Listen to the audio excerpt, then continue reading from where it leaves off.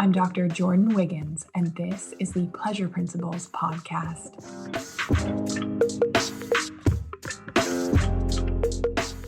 Join me on this journey where sex, science, and sensuality meet. Let's change the conversation around sex and pleasure together.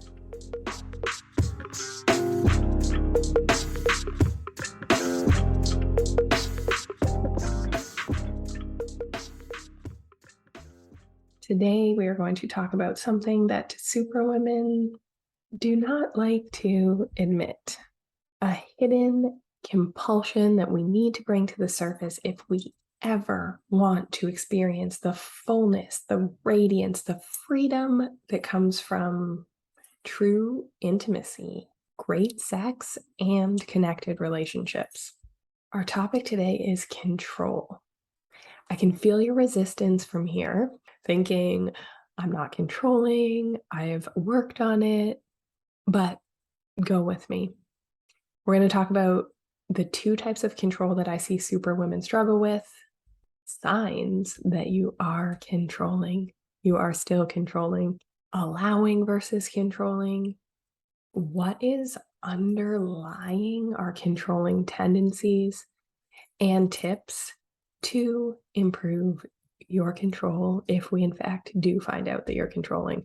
But if you're a Superwoman, you probably are. And I can say that because this is something that I work on, I have still worked on to this day. And I want you to go with me on this episode. Feel your resistance, allow it. This episode is going to save you thousands in therapy because you'll be able to see the problem for what it is instead of circling and circling around it.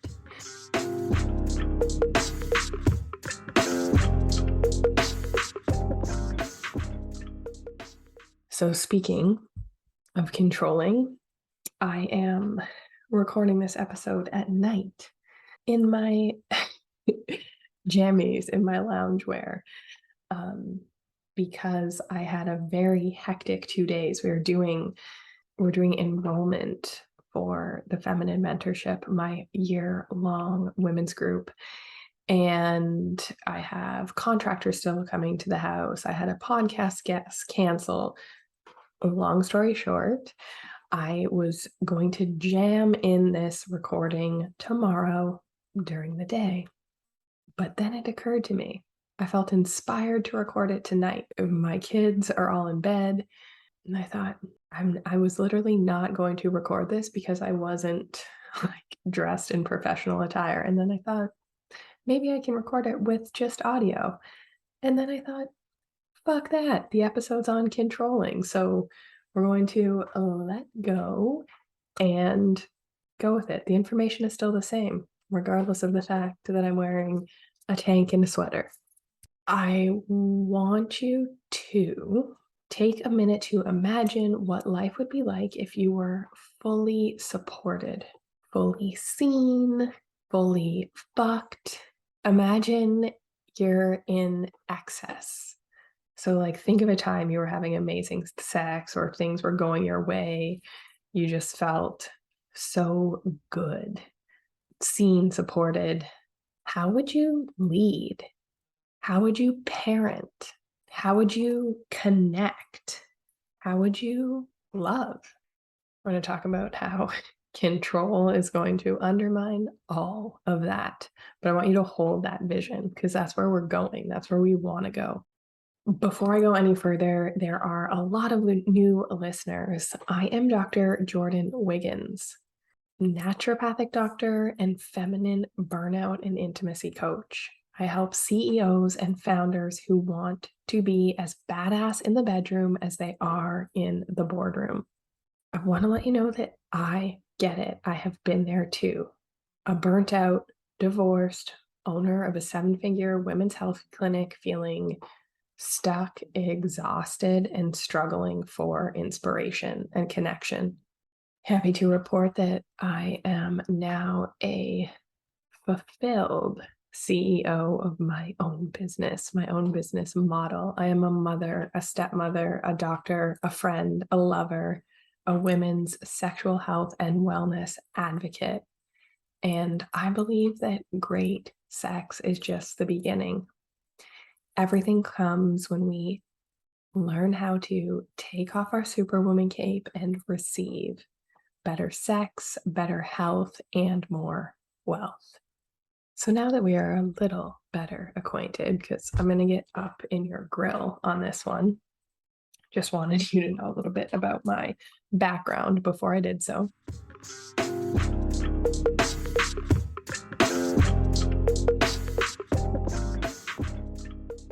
Two types of control I see come up in the bedrooms and relationships of superwomen. Number one, overt control. Overt control, we know these things. We like our laundry folded in a certain way, our house cleaned in a certain way. I don't know how many CEO superwomen think they don't think twice about delegating a task in their company, or maybe they've worked towards it coming easier for them to delegate, but they struggle to do so in relationships.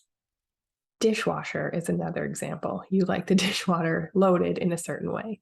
You like picking your own produce at the grocery store. And I have heard this over and over and over. Women that make hundreds and hundreds of thousands of dollars or millions of dollars a year, and instead of having their groceries delivered, or they're hiring a PA or house manager to do it for them, they object because they want to make sure that they don't get the bruised apple. I'm going to give you a little example of overt control. I am going to do a photo shoot and attend a conference in the next couple weeks. So I'm going to be away. I haven't been away from my daughter for this long since she was born. So got into telling we were in a discussion about childcare and what things would look like while I'm gone. I can't wait to share more about this photo shoot with you soon.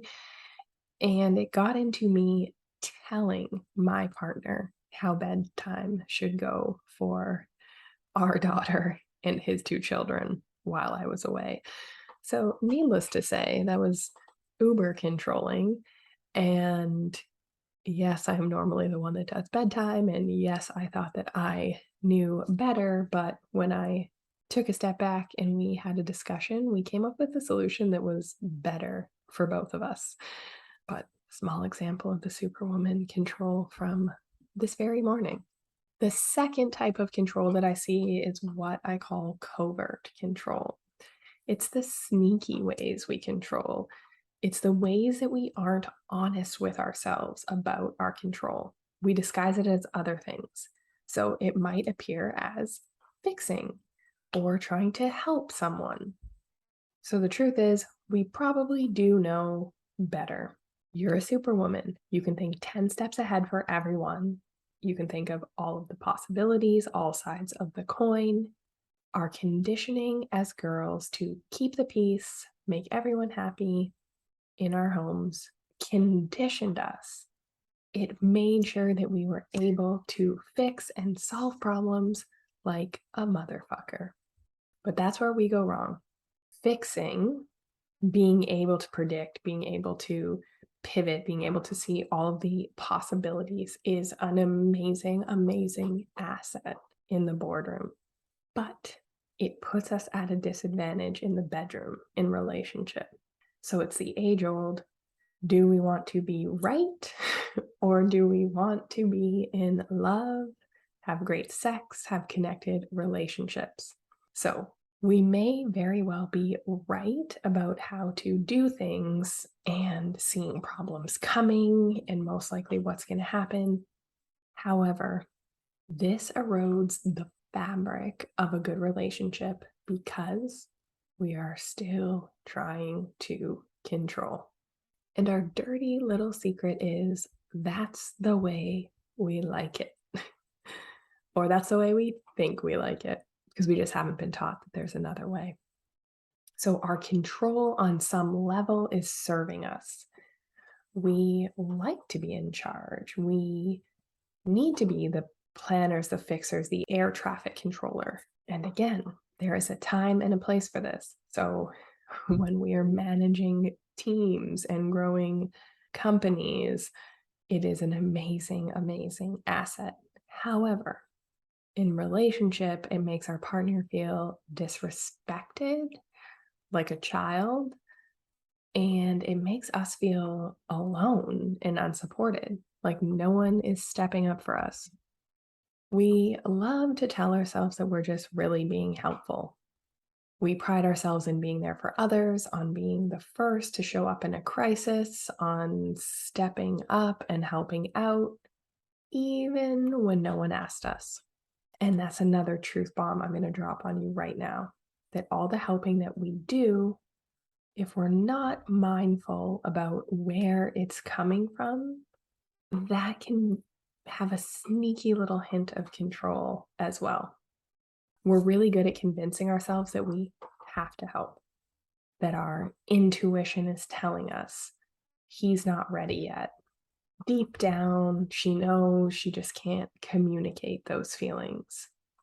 Or I know in my heart this is what's best for them. These, or I heard this one today actually, because this has been coming up in my one-on-one coaching. We're going to have a big conversation on this in my feminine mentorship group tomorrow morning. I know what's best for someone else. That's the definition of self-sacrifice and control. We are deciding for someone what is best for them, and we are minimizing our true needs. But what is the over-giving and over-functioning really giving us? The sense of control, which gives us a sense of safety. And in reality, it's a fucked up mother-child relationship dynamic. So we feel like we're the controller and no one around us is stepping up to support us. You may not identify with being controlling because of the negative stigma we have associated with those controlling women. But the truth is, a lot of us have had to be controlling. We were raised in a way where we had to outperform to get attention. We needed to do twice as good to be considered half as good as our male classmates. I don't know how many times I heard that one growing up. We've been taught that being quiet and being helpful is far more valuable than letting loose, letting go. And we have been conditioned to feel guilty and horrible when we have to say no. So let's get into some signs that you might be controlling more than you might think.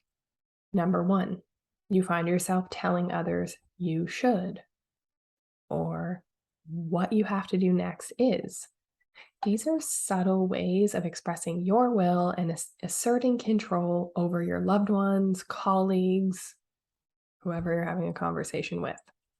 Number two, you offer or give help before you are even asked.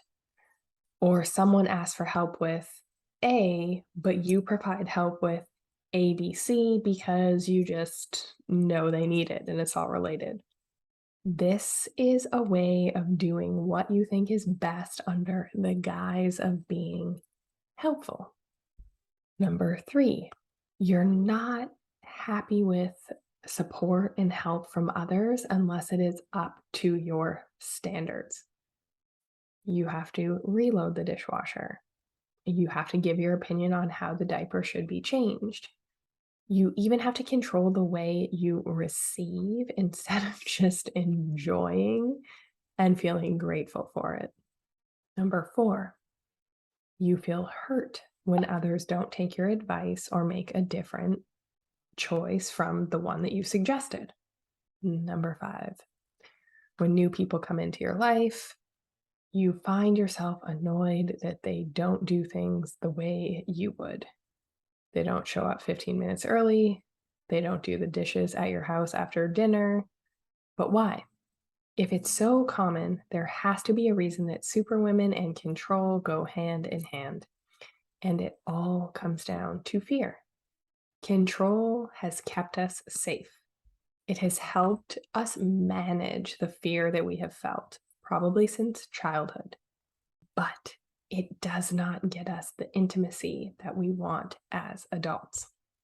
Fear of not being good enough, fear of not being worthy, fear of people leaving you. You insert yourself as an integral part into everyone's lives, even your employees. Because if you over function, then they can't leave you, right? And if you can control them by fixing, by helping, and then they can't leave, then they can't disappoint you, they can't let you down, they can't not show up for you because it's already done. And it's already done right because you took care of it. You did it your way. And you didn't even give them a chance to try. So you're protecting yourself from the hurt and the pain that comes when people let you down. When others don't give you the effort that you give them. So you control to top it up. That's the over-functioning part. And you make sure that you never have to sit with those feelings of disappointment because you expect perfection of yourself and you expect perfection of those around you. So you raise that bar so that you're not even handing over the steering wheel. The truth is that no one is perfect. No one is you. No one will ever do things the exact way that you do them. It is just a protection mechanism. So that's another podcast altogether.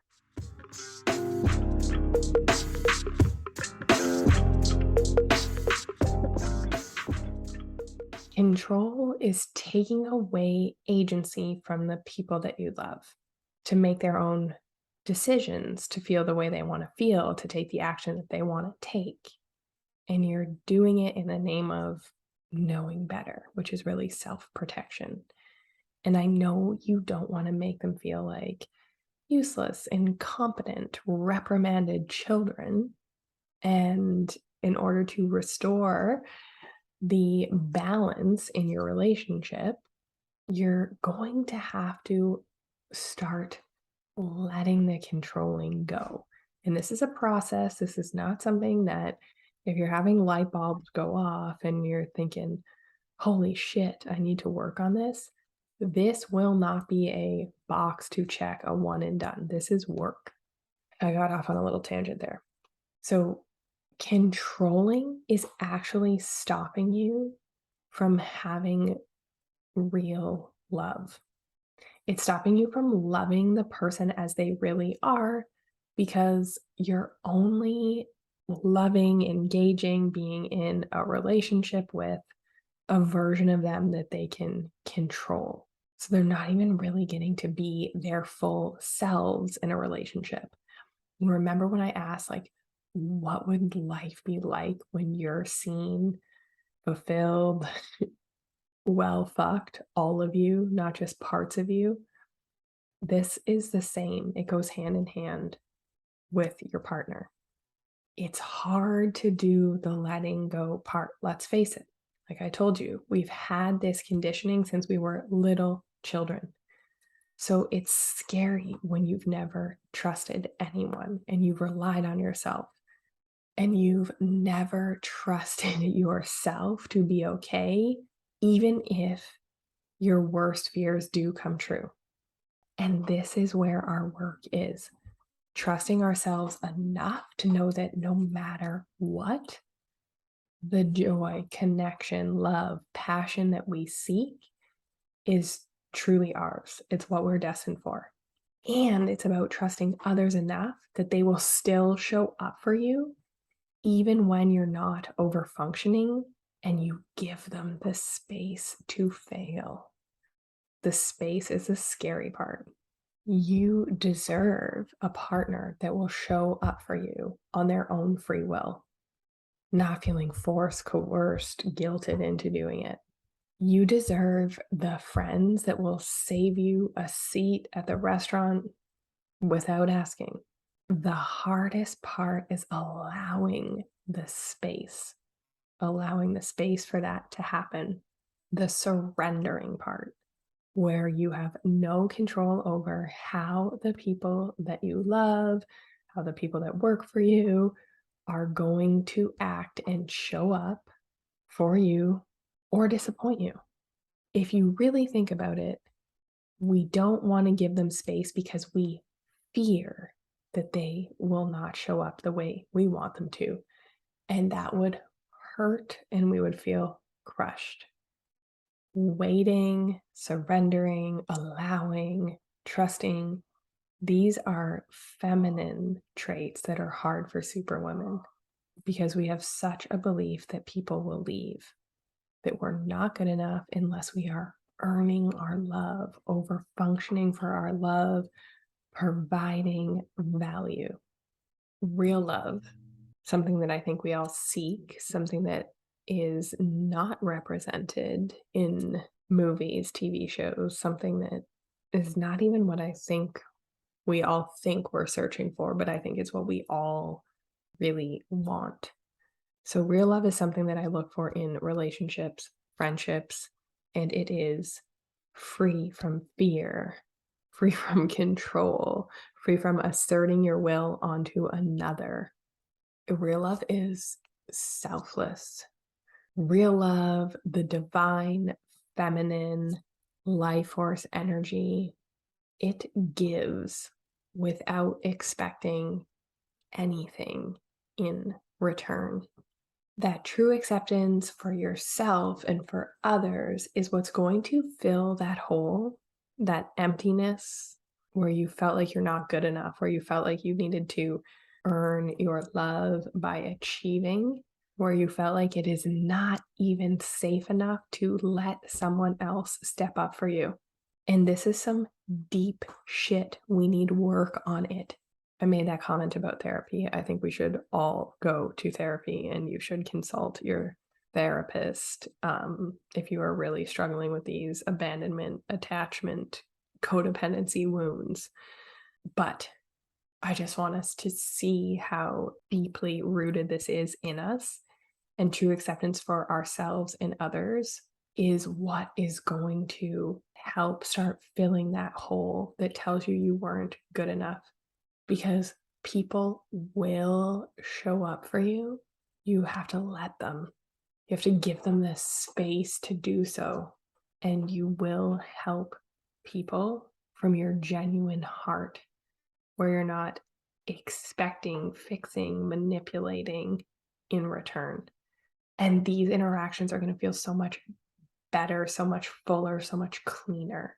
If this resonated with you, here are my tips for dipping your toe into a world where you aren't in control anymore because you choose not to be, where you're only responsible for you and you can take the armor off, stop wasting the energy, and connect authentically like I know you've been craving. And this is friendships, children, employees, romantic partners.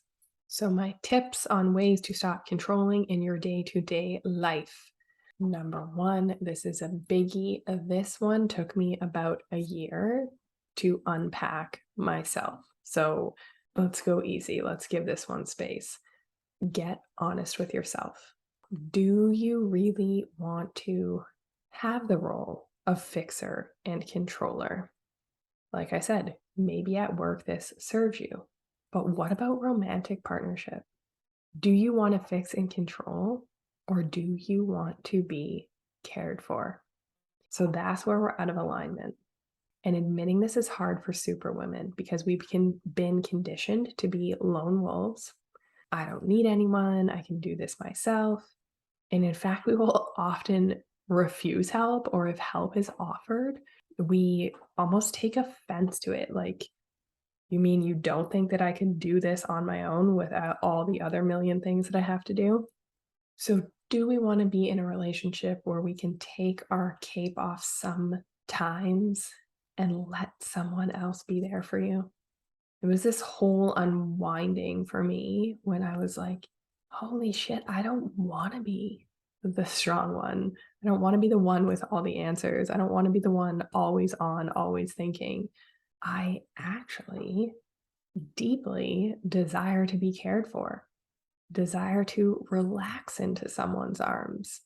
And I desire sometimes, like, again, this is flow, this is yin and yang, masculine and feminine. It's dynamic, it's not stagnant, but I had zero yin, zero, which is why I had to tattoo it here to remind myself every day. There's something to be said for softening and allowing space and allowing yourself to be cared for when it comes to intimacy. So basically, be honest with yourself. If your true desire is to be cared for, but you are constantly stuck wearing the pants in the fixing, controlling role, we have an incongruency there, and nothing's going to feel great in that relationship. Tip number 2, I want a little reframe because, like I said, we're not going to go from being controllers, fixers for decades to just being able to turn this off. In fact, you probably still don't even see a lot of the ways that you are controlling, but I want you to start using this reframe. So ask yourself, if they blank, load the dishwasher, fold the laundry, 70% the way I would do it, is there any real harm being caused? And if no, is it worth your energy, bandwidth, making them feel like a child? Is it worth disrupting your polarity on this? So this is just going to help us shift that, help us soften the perfectionist tendencies that tend to kick up. Number 3, before we jump into fixing or offering advice, ask, what do you think you should do?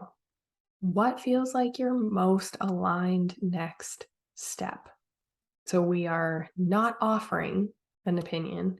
We're actually holding the space for someone to let us know what the fuck they want to do. And if they do not ask for your opinion, shut up. Shut up. And you'll see it's going to be uncomfortable at first, but it will start to make your relationships feel so much more connected. Tip number 4, can I let this be, let this ride for 2 days to see if I still feel the same about it?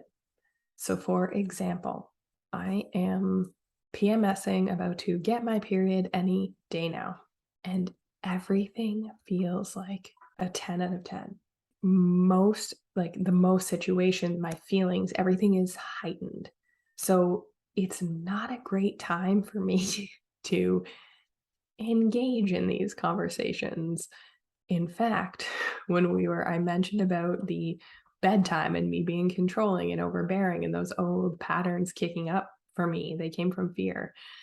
I actually said, I am feeling super hormonal and emotional right now. Can we talk about this after I get my period? And he was like, for sure. Happy to not do this when you are extra right now. Tip number 5. Do I want to be right, or do I want a loving, connected relationship? So anytime you go to use the excuse that it is not up to my standard or they're not doing it the right way, that is not loving. That is control. Love is selfless. We give without any expectation of anything in return. I hope that was helpful. I hope that some of you are as mind blown as my coaching clients, that we've been having so many of these conversations over the past few weeks. And I felt called to share this information with all of you.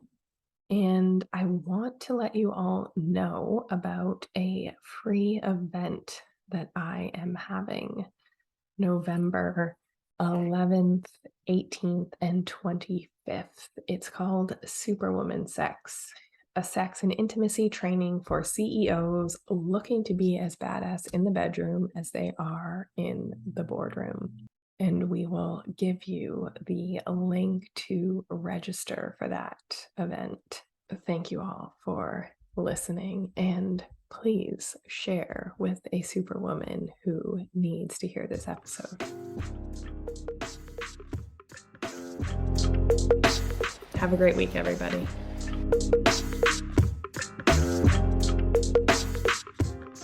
If you like what you heard in this episode, leave me a rating. Your support helps me get discovered by more women like you. Together, we can change the conversation around women's sexual health and pleasure for you, your partners, and generations to come.